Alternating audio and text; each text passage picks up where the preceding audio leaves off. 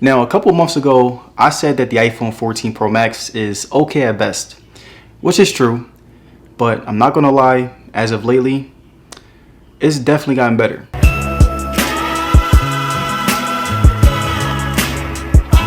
Now, the iPhone 14 Pro Max is a phone that is a good phone in hindsight, but once you use it on a daily basis, you'll come to find that it has some really annoying problems that can really hinder your experience. The software experience is very buggy, the camera has some really bad focusing problems, and besides the dynamic island notch, there really isn't anything that made it different from the iPhone 13 Pro Max. But the reason I say that it's a little bit better is because the software has become less buggy and doesn't mess up on a frequent basis, which is a pretty good upgrade. And the fact that they still have the other problems that I mentioned is the reason why I will only give the iPhone 14 Pro Max a little credit. It's got some things to improve on, but if I'm being honest, a part of me doesn't think they'll fix it since the iPhone 15 Pro Max is about to come out. So until the release of that, it most likely won't reach its full potential, but besides my gripes with the iPhone 14 Pro Max, I do think that it's a really good phone that many people can enjoy, so I'm excited to share my experience after 9 months of use. Now, looking at battery, the iPhone 14 Pro Max handled everything very well, especially since I haven't been racking up as much screen time as I usually do. I've been testing out how long my 14 Pro Max lasts with low to medium usage. During this period, I will be getting about 4 to 5 hours of on-screen time a day,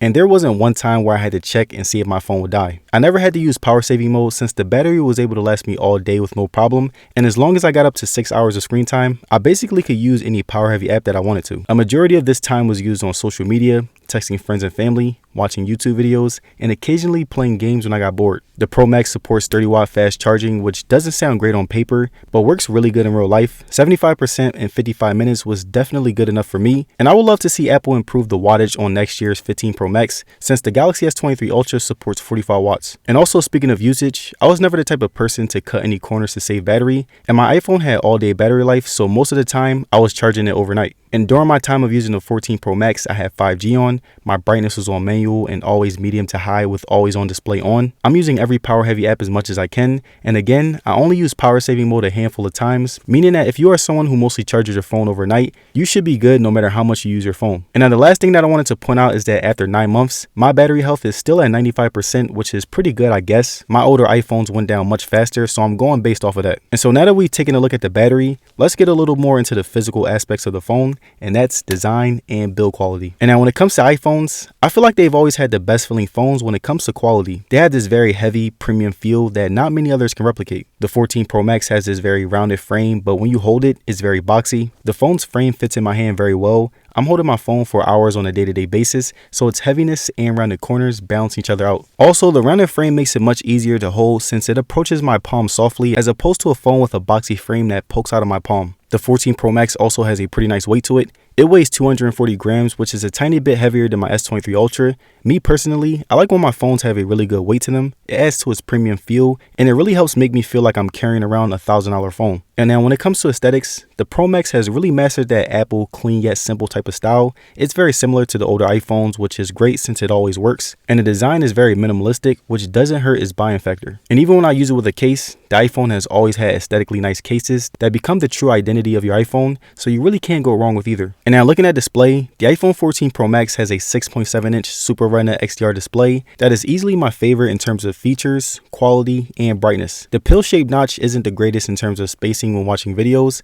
but whenever I'm using it regularly, I found the whole aesthetic of it to be very favorable compared to the old school notch. Everything on the display felt very smooth. I think that the iPhone 14 Pro Max really mastered the balance between sharpness, accuracy, and a feeling of quality. And as far as durability, the Pro Max has ceramic shield on the display, which is pretty terrible when it comes to scratch resistance. iPhone's displays have always been known to scratch easily, so I would recommend a screen protector. And besides its shaky durability, it's very sharp, punchy, and premium when it comes to colors, but it also knows not to overdo it. The brightness is a step up from last year's 13 Pro Max. If you're outside with the 14 Pro Max, you can reach up to 2000 nits peak, and there are many extremely sunny days where I live, and I still didn't feel the need to max it out since the brightness was that good. And arguably my favorite thing about the display is the 120Hz refresh rate that Apple likes to call ProMotion. It complemented iOS so well, and I was very surprised that it was able to be fast and smooth at the same time. Watching movies and content on this phone is amazing. The dual speakers creates that immersive experience when it comes to sound, and the speakers are extremely loud with really good quality. And now the last thing that I wanted to touch on when it comes to the display is the array of ways to unlock your phone. There really aren't that many, but Face ID works very well, so I really can't complain. I use Face ID with my mask on, at night,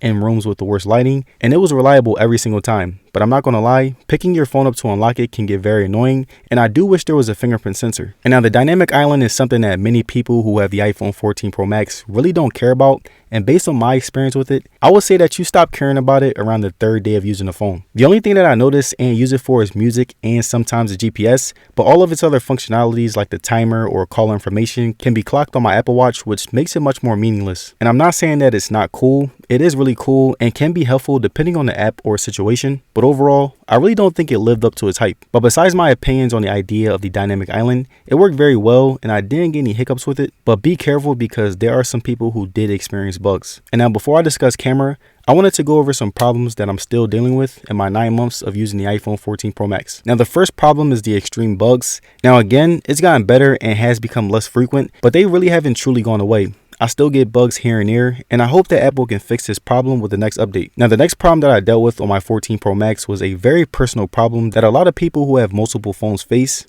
and that's the wireless SIM card problem. Now as you guys know, I change phones very often. I change between Androids and iPhones, so it always helps to just pop out my SIM card and put it into a new phone. But the problem with that is that for some reason, most phone companies aren't even equipped to make this process as smooth as possible. It takes way too long, I'll get a lot of failed tries, and it's just way more complicated than it needs to be. And now the last problem that I still face and am still very annoyed by when it comes to the 14 Pro Max is the camera focus. Now I shoot a majority of my videos on my iPhone, but I recently stopped shooting with my 14 Pro Max since it still has yet to fix this annoying problem. Like whenever I'm shooting a phone, I try to show off the sides and for some reason, the 14 Pro Max can't focus on it. So I end up just putting it away and using my 12 Pro instead. And now moving on to camera, the 14 Pro Max isn't much of a beast on the spec sheet, but still produces very good pictures. It has a 48 megapixel main camera with a 12 megapixel ultra wide and also a 12 megapixel telephoto camera that is still the best in my opinion. And something that I realized is that when compared to every other phone that I've used in the past couple years, the iPhone has always been the most realistic in terms of color. Like the colors are always toned down and you can tell the photos aren't heavily processed. The Pro Max's zoom photos are pretty good as well.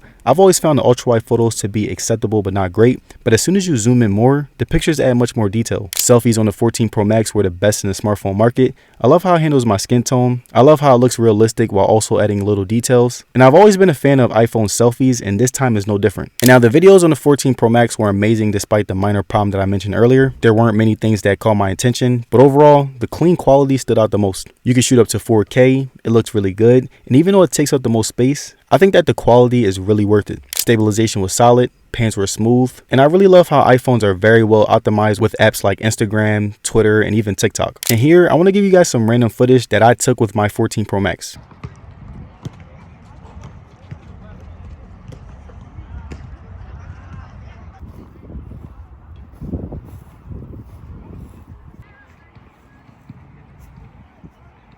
And alright you guys, that's it for my review on the iPhone 14 Pro Max after 9 months. It's gotten better since the last time I reviewed it, but it still has a lot more room to improve, meaning that it's still a pretty mid-tier iPhone. And let me know down in the comments, do you guys think that the iPhone 15 Pro Max will fix all of these problems? Let me know. And again, I want to thank you guys for watching today's video, and I'm going to see you guys in the next one.